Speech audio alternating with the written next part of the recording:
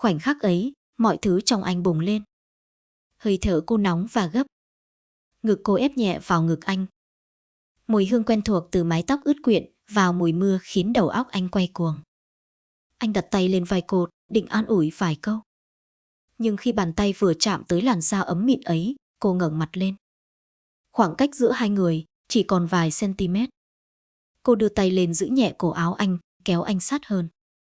Giọng cô nhỏ như gió, nhưng run lên vì cảm xúc. Em đừng nhìn chị như vậy, chị sợ mình không kiềm được. Anh cũng không còn giữ nổi bình tĩnh. Em cũng vậy. Chào mừng bạn trở lại với kênh Chuyện Đêm. Hôm nay chúng ta cùng lắng nghe câu chuyện rất thú vị. Mời bạn lắng nghe. Ngày anh dọn đến khu trọ, trời đổ mưa bụi, con hẻm nhỏ ướt nước và thoang thoảng mùi ấm của những buổi chiều thành phố. Anh, một chàng trai quê lên làm công nhân, hiền lành, ít nói. Cô, chủ nhà trọ, ngoài 30, dịu dàng sắc sảo, và đặc biệt là có một ánh nhìn khiến người đối diện phải đứng tim. Buổi gặp đầu tiên, cô chìa tay đưa chìa khóa cho anh, nụ cười nửa miệng. Phòng em ở tầng trên, có gì cần cứ gọi chị. Nghe chữ chị, anh ngại ngùng, nhưng không hiểu sao, từ khoảnh khắc đó, trong lòng anh có điều gì đó khẽ chạm. Từ ngày anh dọn vào khu trọ ấy, cuộc sống bỗng khác hẳn. Khu trọ vốn yên tĩnh, nhưng sự xuất hiện của anh dường như khiến cô chủ nhà, người phụ nữ hơn anh vài tuổi, chín chắn và quyến rũ, trở nên để ý hơn mức bình thường. Cô có nét đẹp dịu dàng, nhưng lại ẩn chút lả lơi rất khó giải thích. Chỉ cần cô bước ngang qua, cả không gian như ngừng lại một nhịp. Buổi tối đầu tiên, khi anh vừa về đến sân, cô đang tưới cây. Ánh đèn vàng phủ lên vai trần của cô, chiếc áo dây mỏng lộ ra làn da mịn, khiến anh nhìn rồi vội quay đi. Cô bắt gặp khoảnh khắc đó, chỉ mỉm cười nhẹ, nụ cười nửa như trêu, nửa như cố tình. Sao nhìn chị mà mặt đỏ vậy? Giọng cô mềm như mật, đủ để anh cảm thấy sống lưng nóng lên. Một lần khác, anh đi làm về mồ hôi nhễ nhại, áo ướt dính vào da. Cô đứng ngay cửa phòng anh, tay cầm cái khăn nhỏ. Không nói một lời, cô đưa tay lau nhẹ mồ hôi trên trán anh. Đầu ngón tay chạm da anh một cách dịu dàng đến mức anh đứng im, không dám thở mạnh. Cô khẽ trách. Làm gì mà ngày nào cũng về mệt đến vậy? Câu nói đơn giản, nhưng chất giọng của cô lại khiến anh ngại đến mức tim đập loạt. Rồi có đêm trời oi bức, quạt phòng cô bị hỏng. Cô bước ra hành lang trong chiếc váy ngủ sa tanh mềm mỏng, tóc xõa, gương mặt ửng nhẹ vì nóng. Đúng lúc đó anh mở cửa lấy chai nước. Cả hai đứng đối diện. Ánh đèn hành lang chiếu lên làn da cô, bóng lưng nhẹ nhàng mà gợi cảm. Cô hơi giật mình rồi cười, đưa tay che một chút trước ngực như thẹn thùng nhưng vẫn đầy dụng ý. Làm em hết hồn rồi phải không? Anh lý nhí không trả lời nổi, còn cô thì nhìn anh bằng đôi mắt long lanh, khiến tim anh muốn rơi xuống đất. Có lúc cô cúi xuống nhặt chùm chìa khóa rơi ngay trước sân, mái tóc rũ xuống, mùi hương thoang thoảng tràn đến chỗ anh đang sửa xe. Anh bất ngờ đến mức đánh rơi cả đồ nghề. Cô quay sang, bắt gặp cảnh đó liền bật cười. Nắng quá hay nhìn chị hơi lâu? Chỉ một câu trêu nhẹ, nhưng đủ để anh đỏ bừng từ tai đến cổ. Nhiều lần cô mang trái cây hay đồ ăn lên cho anh, tay cô vô tình chạm vào tay anh. Cảm giác ấm nóng ấy chỉ thoáng qua, nhưng lại khiến không khí giữa hai người như dừng lại. Đôi mắt cô nhìn vào anh sâu hơn mức bình thường, còn bàn tay nhẹ nhàng ấy chẳng hề rụt lại ngay. Rồi những tối cô đứng trò chuyện, khoảng cách giữa hai người luôn gần hơn một chút so với mức bình thường. Cô nghiêng người, mái tóc chạm nhẹ vào tay anh, mùi hương dịu, nữ tính cứ thoảng qua, khiến anh không thể tập trung vào câu trả lời của mình. Cô không nói lời nào quá mức, nhưng cách cô nhìn, cách môi cô mấp máy, cách cô cười khiến anh cứ nghẹn lại. Đôi khi anh tự hỏi, cô ấy vô tình hay cố ý? Nhưng tim anh thì đã biết câu trả lời từ lâu. Cô chủ nhà không bao giờ làm điều gì đi quá giới hạn, nhưng từng khoảnh khắc, từng ánh mắt, từng cái chạm nhẹ đều như có sức nóng âm ỉ len vào lòng anh, làm mỗi buổi tối trọ trở thành những đêm không thể quên. Đêm đó, cả khu trọ bất ngờ cúp điện, không gian tối mịt, chỉ nghe tiếng ve và tiếng gió lùa qua những tán cây ngoài hẻm. Anh đang nằm trong phòng, mồ hôi thấm ướt áo, bức bối, vì nóng thì bất ngờ có tiếng gõ cửa rất nhẹ. Anh mở cửa. Cô chủ nhà đứng đó, trên tay cầm một cây nến nhỏ. Ánh lửa vàng dịu hắt lên gương mặt cô, làm đường cong trên sống mũi và đôi môi của cô trở nên mềm mại đến lạ. Phòng nóng lắm phải không, xuống dưới ngồi cho mát hơn. Giọng cô khẽ như gió, nhưng đủ để anh cảm nhận một sự quan tâm dịu dàng khiến lòng bối rối. Anh bước theo cô xuống phòng khách. Căn phòng chỉ đủ sáng bằng ánh nến lung linh đặt trên bàn. Ngoài trời gió thổi mạnh, tiếng cành cây quệt vào mái tôn tạo thành âm thanh vừa quen vừa lạ. Cô ngồi xuống ghế gỗ, nghiêng người lấy chiếc quạt tay đặt trên bàn. Trong khoảnh khắc ấy, bờ vai cô lộ ra trong ánh nến, mái tóc đen mềm rơi nhẹ xuống cổ. Anh ngồi đối diện nhưng không biết đặt mắt vào đâu. Cô khẽ vẩy quạt sang phía anh. Ngồi gần đây, cho đỡ nóng. Anh dịch sát lại. Khoảng cách giữa hai người chỉ còn vài găng tay.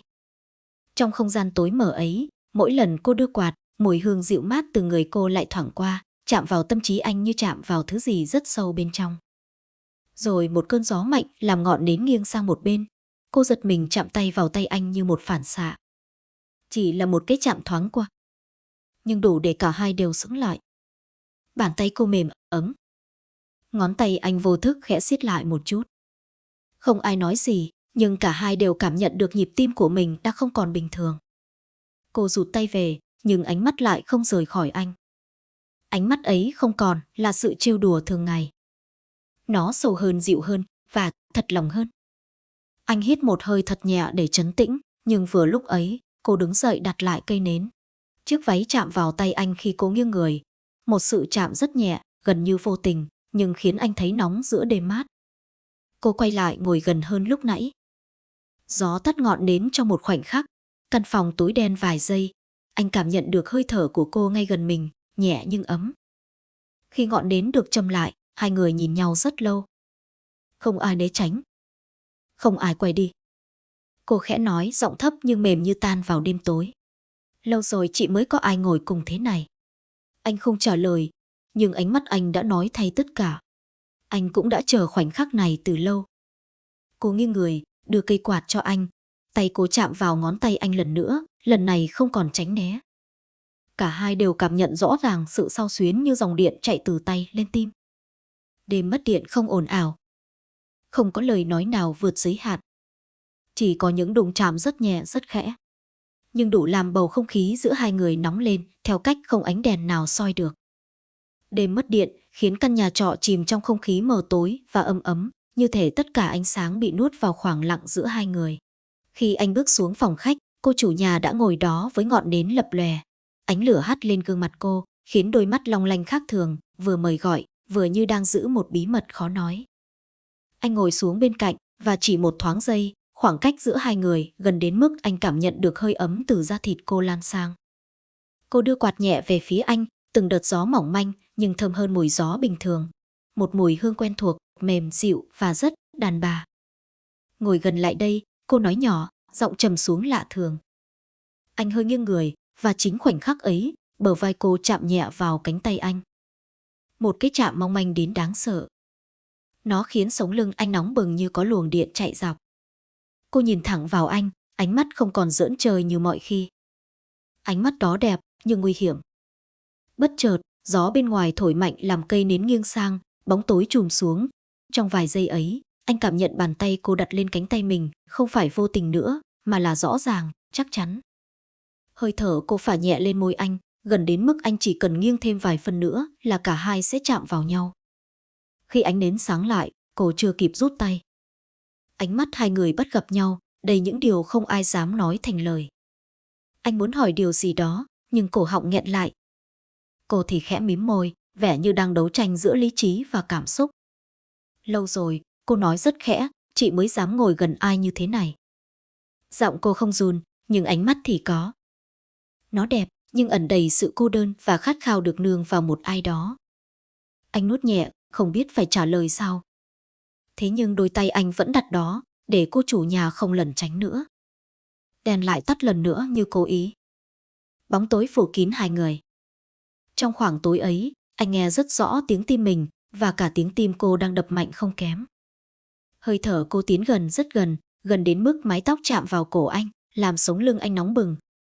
Cô thì thầm giọng mềm như tan vào không khí.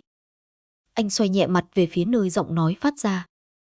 Trong bóng tối, môi cô lướt nhẹ qua má anh. Không phải một nụ hôn. Chỉ là một chạm rất khẽ, nhưng đủ đốt cháy cả căn phòng. Cô giật mình rút nhẹ đầu lại, nhưng tay vẫn giữ chặt tay anh. Xin lỗi, chị không cố. Nhưng giọng cô lại không giống người đang muốn tránh xa. Khi đèn bật lên trở lại sau một tiếng tách mạnh, cả hai như bừng tỉnh, nhưng không ai rời khỏi chỗ. Khoảnh khắc vừa rồi như không thuộc về thực tại. Nó quá thật, quá gần, quá nóng, nhưng vẫn dừng lại ở ranh giới mà cả hai đều ngầm hiểu. Cô nhìn xuống bàn tay vẫn đang giữ tay anh, rồi nhẹ nhàng buông ra, nhưng ánh mắt thì không thể che giấu sự xao xuyến. Thôi, lên phòng nghỉ đi, cô nói, nhưng giọng đã không còn giữ được sự bình tĩnh như ban đầu. Anh đứng dậy, nhưng trước khi bước đi, cô bất ngờ gọi khẽ. Mai, em có rảnh không? Chị muốn nói chuyện với em một chút. Anh quay lại. Ánh mắt cô nhìn anh sâu đến mức khiến tim anh thắt lại. Khoảnh khắc ấy, anh biết rất rõ. Giữa anh và cô chủ nhà đã có một điều gì đó vừa vượt qua ngưỡng bình thường. Và sẽ không thể quay lại như trước được nữa. Hôm ấy, trời đổ mưa lớn, mưa xối xả như trút cả bầu trời xuống con hẻm nhỏ. Anh vừa đi làm về thì gặp cô chủ nhà đang loay hoay kéo những chậu cây vào hiên. Váy cô dính mưa, ôm sát lấy đường cong khiến anh đứng sững lại vài giây không kịp thở. Thấy anh, cô nói vội. Phụ chị chút, mưa tạt vào hết rồi. Anh lao vào phụ, mưa mỗi lúc một lớn. Gió tạt nước vào cả hai người, áo anh dính sát vào da. Cô thì tóc rối, vải ướt, đôi mắt long lanh trong làn mưa mờ. Sau khi kéo hết chậu cây vào, hai người đứng nép dưới mái hiên nhỏ. Mưa ào ào trước mặt, tiếng rơi như che đi mọi âm thanh khác. Cô hơi run vì lạnh, tay xoa nhẹ cánh tay mình.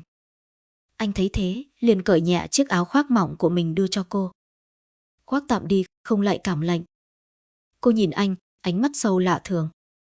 Em lúc nào cũng tốt với chị vậy à? Anh chưa kịp trả lời, thì tiếng sấm bất ngờ nổ vang trên đầu làm cô giật mình. Không suy nghĩ, cô lao sát vào người anh, nép vào ngực anh như tìm một chỗ an toàn. Khoảnh khắc ấy, mọi thứ trong anh bùng lên. Hơi thở cô nóng và gấp. Ngực cô ép nhẹ vào ngực anh. Mùi hương quen thuộc từ mái tóc ướt quyện vào mùi mưa khiến đầu óc anh quay cuồng. Anh đặt tay lên vai cô, định an ủi vài câu. Nhưng khi bàn tay vừa chạm tới làn da ấm mịn ấy, cô ngẩng mặt lên. Khoảng cách giữa hai người chỉ còn vài cm. 1 giây, 2 giây, 3 giây, không ai tránh đi. Không ai buông ra. Cả hai đều chờ đối phương làm điều mà lẽ ra họ không nên làm. Cô là người phá vỡ khoảng cách đó đầu tiên. Cô đưa tay lên giữ nhẹ cổ áo anh, kéo anh sát hơn. Giọng cô nhỏ như gió, nhưng run lên vì cảm xúc. Anh đừng nhìn chị như vậy, chị sợ mình không kiềm được. Tim anh đập loạn. Anh cũng không còn giữ nổi bình tĩnh. Em cũng vậy, anh nói giọng khàn đi. Một cơn gió mạnh nữa thổi qua, mưa tạt vào hai người, khiến cả hai lại siết lấy nhau bản năng hơn. Tóc cô vướng vào mặt anh, môi cô gần đến mức chỉ cần nghiêng nhẹ một chút là chạm. Cô chủ nhà nhắm mắt lại. Anh nín thở. Ngay khoảnh khắc ấy, mọi cảm xúc, mọi khao khát bị dồn nén suốt thời gian qua, nổ tung như một cơn sóng mạnh. Cô đặt trán vào trán anh, bàn tay luồn vào sau lưng anh siết chặt anh như thể không muốn buông. Hơi thở hai người hòa vào nhau trong tiếng mưa đập mạnh vào mái tôn. Anh, cô thì thầm giọng nghẹn lại, lần đầu tiên, chị thấy mình muốn một người đến vậy. Anh gần như không còn lý trí, chỉ còn cảm giác. Anh ôm lấy cô siết chặt hơn. Không phải để chiếm lấy, mà như để giữ lấy điều gì đó mà cả hai đều sợ vụt mất. Mưa ngoài trời càng lúc càng lớn. Còn tim hai người thì càng lúc càng nhỏ lại gần nhau đến mức không còn một khoảng cách nào có thể chen vào. Chỉ khi tiếng điện thoại trong phòng cô reo lên inh ỏi, cả hai mới giật mình tách ra. Cô thở dồn dập, khuôn mặt đỏ bừng vì cảm xúc. Anh cũng không giấu được sự bối rối lẫn tiếc nuối. Cô nhìn anh thật lâu rất lâu, rồi nói khẽ. Chuyện hồi nãy, để mai hãy nói tiếp. Nếu không, chị sợ cả hai sẽ đi xa hơn. Cô quay vào phòng đóng cửa lại. Anh đứng ngoài hiên, nghe tiếng tim mình đập mạnh đến đau. Anh biết rất rõ. Chỉ cần đêm nay điện thoại không reo, cả hai đã không dừng lại được nữa. Sau khoảnh khắc trong bếp, anh trở về phòng mà lòng cứ bồn chồn không sao yên được. Hơi ấm từ bàn tay cô, ánh mắt cô nhìn anh ngập ngừng mà sâu đến lạ. Tất cả cứ quanh quẩn khiến anh không tài nào ngủ nổi. Còn cô, ngồi trong phòng mà trái tim không chịu nghe lời. Cô áp tay lên ngực, cảm nhận rõ từng nhịp đập rối bời sau khoảnh khắc lỡ chạm vào anh. Một người phụ nữ trưởng thành, đi qua nhiều năm sống một mình, lại bất ngờ rung động trước cậu trai thuê phòng của mình. Điều ấy khiến cô không biết nên sợ hay nên mừng. Cô cố lắc đầu để trấn tĩnh, nhưng càng cố quên, cảm giác lại càng rõ. Đêm đó, trời bất chợt đổ mưa lớn. Gió nổi lên, mạnh đến mức quất vào tường như muốn phá tung cả căn nhà trọ nhỏ. Tiếng mái tôn va đập khiến cô giật mình. Cô đứng dậy đi kiểm tra cửa ngoài thì đúng lúc tiếng rầm vang lên, cánh cửa sắt bị gió bạt bung một bên chốt. Cô hoảng hốt chạy ra hành lang, nhưng gió sộc mạnh quá khiến cô loạng choạng. Ngay lúc ấy, anh từ phòng lao ra. Cô, coi chừng. Anh kịp kéo tay cô lại trước khi cô mất thăng bằng. Cả hai nép sát vào bức tường tránh luồng gió mạnh tạt thẳng vào. Mưa tạt vào làm tóc cô ướt, áo cũng hơi đẫm nước khiến đường cong lộ ra rõ hơn. Khoảng cách gần đến mức anh có thể nghe rõ hơi thở của cô nhanh, mềm và hơi run. Cô cũng cảm nhận được hơi ấm từ người anh, mùi da thịt thanh trẻ, sạch sẽ và đầy sức sống, thứ mà cô đã lâu không được gần đến. Để anh khóa lại, cô đứng trong đây, nguy hiểm lắm. Anh nói, nhưng ánh mắt lỡ liếc qua phần cổ áo cô bị ướt, dán nhẹ vào làn da trắng mịn mỏng manh. Cô nhận ra, vội kéo áo lại, nhưng tay cô run quá, kéo mãi không đúng. Anh thấy lập tức quay mặt tránh đi. Em xin lỗi. Giọng anh nhỏ nhưng chân thành khiến cô chẳng hiểu sao lại bất giác mỉm cười. Một chàng trai biết quay mặt đi trong lúc người phụ nữ đang lúng túng đó không chỉ là tử tế, mà còn là thứ khiến trái tim phụ nữ rung lên. Gió mạnh lại quật tới, khiến cô trao nhẹ người lần nữa. Theo phản xạ, anh vòng tay giữ lấy cô, tay anh đặt vào eo cô để giữ thăng bằng. Cô sững lại. Anh cũng cứng đờ người. Mưa trút xuống ầm ầm, như đang cố giấu đi khoảnh khắc hai con người không nên ở gần nhau đến thế. Một lúc lâu sau, anh buông tay ra nhẹ nhàng như sợ làm cô giật mình. Cô vào nhà đi, lạnh rồi, để đó anh lo. Cô nhìn anh vài giây, ánh mắt đầy cảm xúc mà cô cố giấu từ ngày anh dọn tới phòng trọ. Cuối cùng, cô chỉ khẽ nói, cảm ơn anh. Giọng cô mềm đến mức tim anh trao nhẹ. Cô quay đi, nhưng anh thì biết rõ. Từ khoảnh khắc đêm nay, giữa hai người đã có thứ gì đó vượt qua ranh giới không còn gọi tên được nữa. Và một khi đã rung lên, thì không dễ gì dừng lại được. Sau đêm mưa ấy, cả anh và cô đều không ngủ được. Không phải vì tiếng gió, mà vì khoảnh khắc bất cẩn khiến hai người quá gần nhau, gần đến mức chỉ cần một giây thôi, mọi thứ sẽ vượt khỏi giới hạn. Sáng hôm sau, trời trong vắt như chưa từng có cơn mưa nào đi qua.